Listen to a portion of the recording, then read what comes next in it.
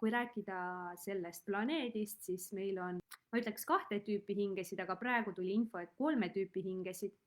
Esimesed on siis planetaarsed hinged, mis olid loodud konkreetselt selle planeedi jaoks, reinkarneeruksid ja läbi selle siis õpiksid ja areneksid. Teine hingetüüp on nii-öelda alla tulevad hinged, siis meie ruum on nagu see matrjoška, kus üksteise sees on erinevad dimensioonid.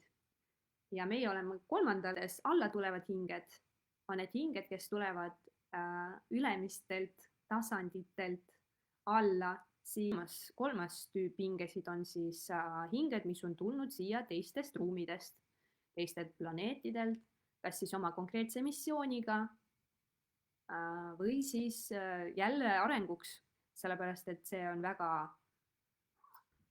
see ongi nagu, see planeet ongi loodud nagu arengu.